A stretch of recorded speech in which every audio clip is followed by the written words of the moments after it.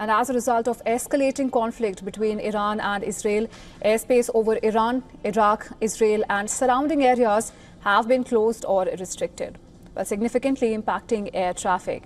Airlines have steered clear of much of the West Asia on Friday after Israel's attacks on Iranian sites have forced carriers to cancel or divert thousands of flights. Aircraft transitioning between east and west were flying over Saudi Arabia, south of Israel and over Egypt's Sinai Peninsula. Well, conventionally, the traffic flies along the Iraq-Iran border, with Israel to the west and Iran to the east. In the meantime, Jordan's Aviation Commission has said that it reopened the airspace at 7:30 a.m. local time. Iran's Civil Aviation Authority has declared the country's airspace as closed until further notice, as per the reports by state media. The official IRNA news agency said no flights will operate at any airports in the country in order to protect the safety of passengers until further notice. Israel's Al Al Airlines said it had suspended flights to and from Israel, as did Air French, KLM and budget carriers. Ryanair with Tel Aviv's Ben Gurion Airport was also closed, and Israel's air defense unit stood on high alert for possible retaliatory strikes from Iran. Meanwhile, American carrier Delta has stopped flights through till August 31st from New York's John F. Kennedy International Airport. The Atlanta-based carrier said in a statement that it will continue monitoring the evolving security environment in the area. Delta issued a travel waiver offering rebooking options for those holding reservations to Tel Aviv from June 12th to August 31st. U.S. airliner United Airlines cancelled one Newark-bound flight on Thursday, while another flight on the way to Israel returned to the New Jersey airport. United, however, didn't specify when the flights between New Jersey and Tel Aviv would resume. The carrier has also arranged for 26 crew members on a layover in Tel Aviv to fly out on an Al Al Israel Airlines flight. Meanwhile, Indian carrier Indigo has also issued a travel advisory. In the advisory, it has warned passengers that flight routes may be affected, potentially causing longer travel times or cancellations. The airline advised passengers to check their flight status on their website or the app before heading to the airport. Well, Air India too cautioned its flyers on the emerging situation in Iran and parts of West Asia. It said that some of its flights were operating on alternative extended routes, owing to the airspace closures and safety of passengers.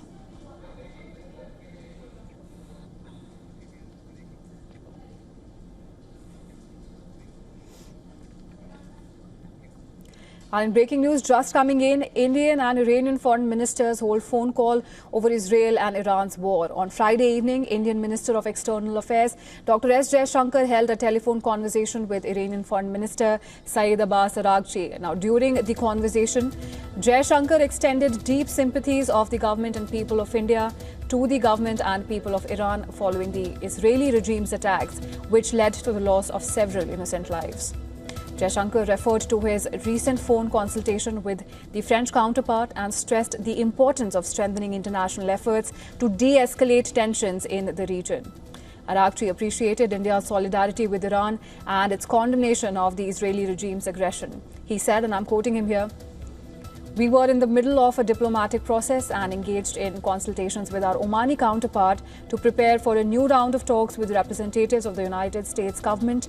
But the Israeli regime's acts of aggression, including attacking Iran, assassinating military commanders, and killing civilians and academic elites, derailed the diplomatic path." Joining us on the phone line is our Assistant Editor for Foreign Affairs, Siddhant Sibal. Siddhant, help us make sense of the recent developments. Well, an important conversation. The conversation, of course, happened yesterday night, but the readout has been issued by the Iranian side just now. But the Indian side had issued the readout yesterday evening itself. In fact, in the Indian readout, the focus was that the Indian External Affairs Minister conveyed his deep concern of international community at the turn of events. He urged avoidance of any escalatory steps and early return to diplomacy.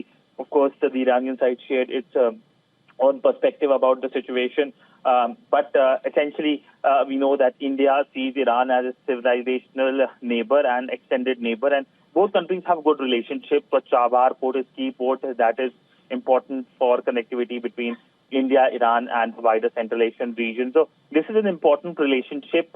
In fact, choosing between two friends is always difficult, and India has good relationship with both Iran and Israel. But for now, India has two major concerns. First, of course, the escalation. India has been calling both the countries for the escalation. In fact, the Indian Prime Minister had conversations with the Israeli Prime Minister Netanyahu. It was Prime Minister Netanyahu who called the Indian Prime Minister. And second, of course, is the situation of the community. Remember, India has issued helpline numbers, and India's big focus has been on the safety and security of its community members. 4,000 Indians are in Iran, and India, of course, has asked them to follow protocols and be vigilant about the situation. But when it comes to India's role in diplomacy, the conversation indeed, of course, is reflective of how India has been reaching out to countries in the region, whether it's Israel or Iran. And essentially, the key message remains on dialogue, on diplomacy.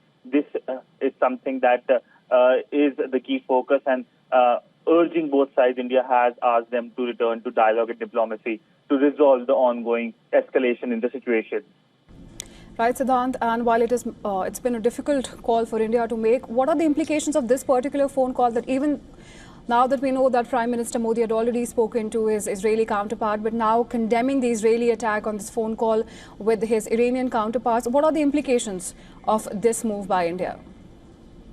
Well, there are huge implications in terms of the region and in terms of what India will be facing as well. Let me first talk about the region. Now, when it comes to the region, we know any escalation impacts the Indian community. It impacts the energy prices. It impacts the focus on essentially how the energy, the connectivity and the maritime routes are impacted. Now, the second, of course, is for India. Any escalation will have a direct bearing, as I have talked about. But for India, India will be keen that there is a stable West Asian region because there are a lot of Indians there. So that, of course, is another key highlight and focus area. So there are a lot of nuanced approach for India in terms of this developing situation. And as I've said, choosing between two friends is always a difficult task. And in this case, India has two friends, which, of course, don't like each other.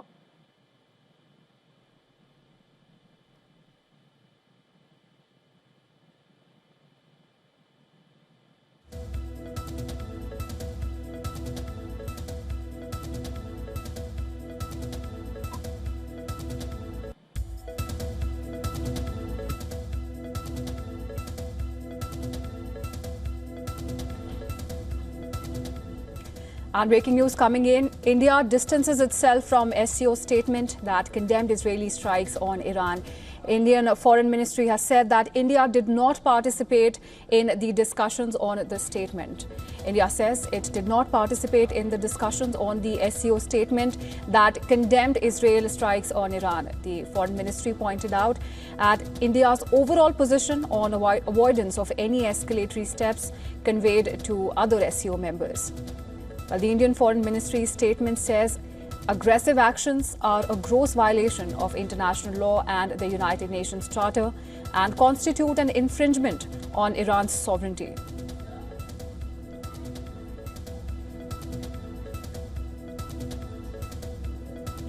Well, this is the latest that we're getting. India has distanced itself from the SCO statement that has condemned Israeli strikes on Iran. Indian Foreign Ministry has said that India did not participate in the discussions on the statement. India says it has not participated in the discussions on the SCO statement that condemned Israel's strike on Iran. The Foreign Ministry pointed at India's overall position on avoidance of any escalatory steps conveyed to other SCO members. The Indian Foreign Ministry statement says aggressive actions are a gross violation of international law and the United Nations Charter and constitute an infringement on Iran's sovereignty.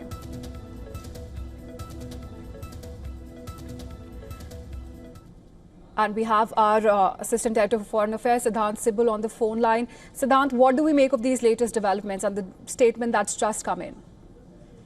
Well, an important comment by the Indian side. First, let me put in perspective the Indian position.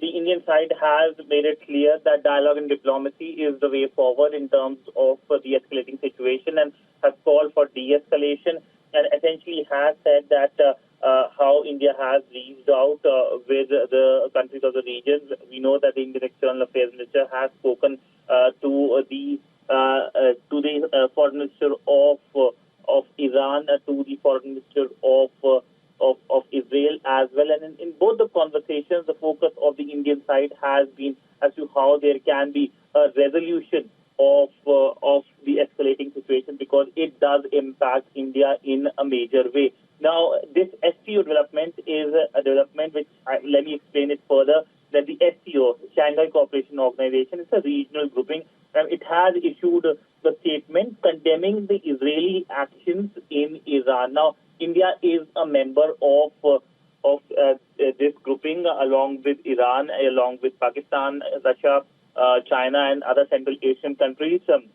And India basically said that we have not participated in this conversation where the statement that has been issued, and basically has distanced itself, pointing to how India has been having its own process in terms of bilaterally engaging with the countries of the region. That particularly means Iran, and calling for de-escalation. So two things right now standing out. This is development which is happening in past 30 minutes. First, of course, is the SCO statement, and this statement basically explaining the Indian stance on how it has reached out to Iran. And second, of course, is as to how India has not participated in the statement that SCO has issued condemning Israel on the strikes in Iran. The second, of course, is the statement that has been issued by the Iranian side on the readout basically on the talks with the Indian External Affairs Minister, in which, of course, the focus remains about the Israeli strikes, and, of course,